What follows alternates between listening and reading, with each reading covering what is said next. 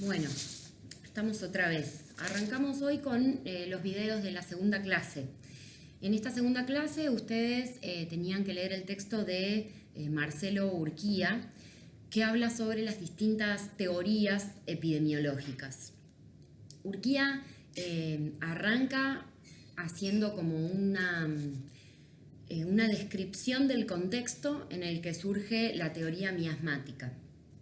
Él empieza su relato contando que desde el 1300 hasta el 1800, que es el siglo XIX, la teoría que regía era la teoría contagionista.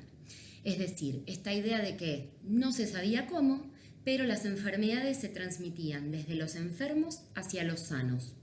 Con lo cual, las decisiones eran de aislamiento, aislar a los enfermos para que los sanos no se contagien. No solo aislar personas enfermas, sino también aislar ciudades, cerrar puertos, no sé si algo de eso les suena, pero de alguna manera, desde el 1300 al 1800, la teoría epidemiológica reinante planteaba que los contagios se daban de personas enfermas a sanas, y la manera que tenían los estados de abordar esta situación era la cuarentena de personas, de pueblos, incluso paralizando economías, ¿no? Algo parecido a lo que está sucediendo ahora. Esta situación que se generaba como consecuencia de esta teoría contagionista, de alguna manera tuvo tres grandes consecuencias. Por un lado, la cuestión xenofóbica, en donde se empezó a señalar al otro, al enfermo, que tenía de alguna manera la posibilidad de contagiar a los sanos. Podemos ir haciendo un paralelismo con la situación actual. No sé, en ese momento los leprosos, en este momento también hay personas infectadas con el COVID que están sufriendo esta discriminación. Segunda consecuencia, que esta teoría contagionista, en donde el único motivo de la enfermedad tenía que ver con el contagio de una persona previamente enferma, no era universal, es decir, no le daba respuesta a todos los casos de enfermedad. No todas las enfermedades surgían por este motivo. Y tercer consecuencia que tuvo esta teoría fue problemas político-económicos. Porque si hablamos de que en esa época el capitalismo estaba en plena expansión, imagínense lo que pasa si uno paraliza economías. Algo similar también a lo que está pasando ahora. Entonces, en esta primera parte del texto, Urquía lo que nos hace es un breve relato de cuál fue el contexto en el que surge la teoría miasmática. Previo a la teoría miasmática estaba la teoría contagionista. Se basaba en la idea de que la enfermedad se transmitía del enfermo al sano. Entonces los gobiernos lo que hacían era aislar personas, pueblos, cerrar puertos, paralizar economías. Eso tuvo tres grandes consecuencias. La xenofobia, las consecuencias de que esto no tenía una validez universal, y como tercera, esta cuestión política económica que frenaba de alguna manera el desarrollo capitalista en los pueblos. En este contexto surge la teoría miasmática como alternativa, si se quiere, a esta contagionista. El autor la menciona como teoría anticontagionista o miasmática o de saneamiento. De alguna manera, la teoría miasmática está basada en que la enfermedad se contagia a través de los olores. Olores de los cuerpos en descomposición, olores de las personas, olores de las casas. Entonces, el agente de contagio seguía siendo algo externo, seguía siendo algo de afuera que te generaba la enfermedad, en este caso los olores, ¿sí? El surgimiento entonces de la teoría miasmática y el apoyo que recibió, de alguna manera estaba respaldado en el objetivo de dejar de perder dinero, ¿sí? En la plena expansión capitalista, las cuarentenas frenaban los desarrollos económicos, con lo cual a los grandes referentes de esta teoría los respaldaban estados o gobiernos que pretendían seguir explotando esta cuestión del mercado, ¿sí? La idea contagionista pasó a estar vista como algo viejo, retrógrado, que frenaba el crecimiento económico. Entonces surge esta alternativa que Urquía de alguna manera propone como dos referentes. En Inglaterra lo menciona a Chadwick y en Alemania a Virchow. En el caso de Chadwick, él elabora un reporte con determinadas sugerencias, más que nada de saneamiento ambiental, y de alguna manera intenta implementar esto en Londres, que recién lo va a poder implementar en el 48. Menciona también algunos aportes de investigaciones de Farr en Inglaterra, pero como principal exponente lo menciona a Chadwick. De alguna manera Chadwick considera que la enfermedad es previo a la dificultad social, en este caso la pobreza. Él considera que la enfermedad genera pérdida económica, empobrece los estados y eso genera entonces pobreza en la comunidad.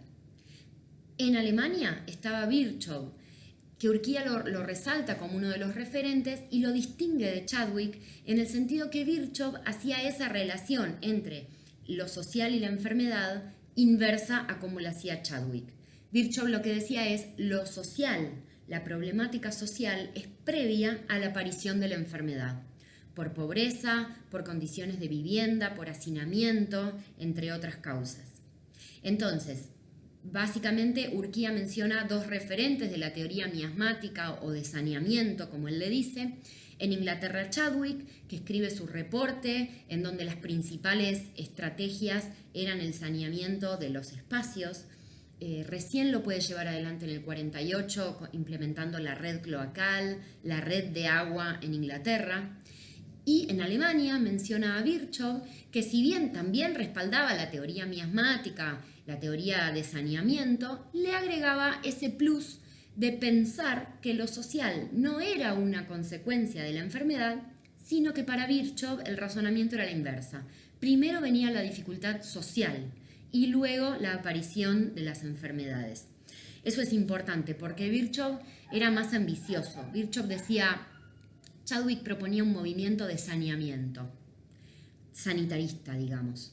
Y Virchow decía, un movimiento sanitario es chico, nosotros necesitamos un movimiento social, porque acá la causa de la enfermedad no es solo el miasma, sino también inequidades sociales. Esa es la principal diferencia entre Chadwick y Virchow, como principales referentes los dos de la misma teoría miasmática, que Virchow jugaba un poco más con esta idea de inequidad social. Si se quiere, es un poco más marxista la idea de Virchow. Hablábamos de, entonces, la definición de la teoría miasmática como que las causas de las enfermedades eran los olores, ¿sí? Que el peligro era el olor en sí mismo, seguía siendo un agente externo que nos causaba la enfermedad. Y de alguna manera empezaron a vincular la pobreza con mayor olores y mayor número de enfermedades. Entonces estaba directamente relacionado la pobreza con los olores y las enfermedades y muerte. En el 48 entonces se daba el escenario político-económico ideal para que Chadwick en Inglaterra pueda implementar la cuestión de la red de agua y también la red cloacal. Esas fueron las acciones sanitarias más importantes. De alguna manera, lo que Urquía reflexiona es la teoría miasmática para dar respuesta al porqué de las enfermedades desde un punto de vista causal estaba errónea. No era esa la causa de la enfermedad, no era el olor a pobreza, hacinamiento. Pero desde un punto de vista de prevención de la enfermedad, sí tuvo grandes aportes la teoría miasmática, porque en definitiva se pusieron en práctica políticas sanitarias sumamente positivas. Es decir, de alguna manera hizo sus aportes en términos sanitarios de prevención de la enfermedad. Y otro de los grandes aportes es que por primera vez se empezó a vincular mortalidad, morbilidad, que es enfermedad, con factores ambientales. Tanto Virchow como Chadwick, los dos referentes de esta teoría, pusieron en consideración factores ambientales. Cada uno lo hizo a su manera, pero este fue uno de los grandes aportes de la teoría miasmática.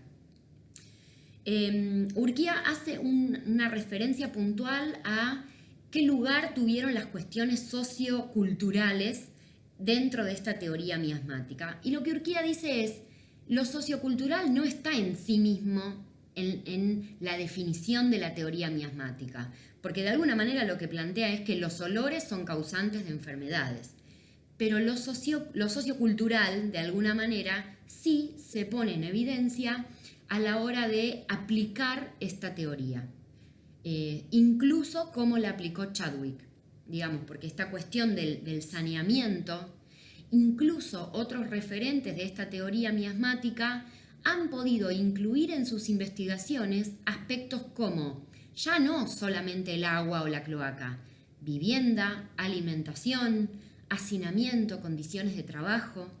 Entonces, si bien la redacción de la teoría en sí misma sigue sin incluir factores socioculturales, lo que plantea Urquía es, cuando se aplicó esta teoría a la toma de decisiones políticas sanitarias o a la investigación, sí se pudieron poner en consideración aspectos socioambientales, culturales, económicos y políticos. Ese, de alguna manera, es el aporte de esta teoría miasmática. Para hacer un repaso, yo tengo acá mi machete. Urquía nos plantea un breve contexto en el cual surge la teoría miasmática. Habla de una breve definición y habla de sus dos referentes más importantes, en Inglaterra y en Alemania. Los dos defienden esta idea de la teoría anticontagionista o del saneamiento o miasmática, como le digamos, pero cada uno con su impronta. Si se quiere, Virchow tenía un poco más de la idea de las inequidades sociales. De todas formas, los dos plantean lo mismo. Chadwick, una cuestión de movimiento sanitario, y Virchow habla de un movimiento social.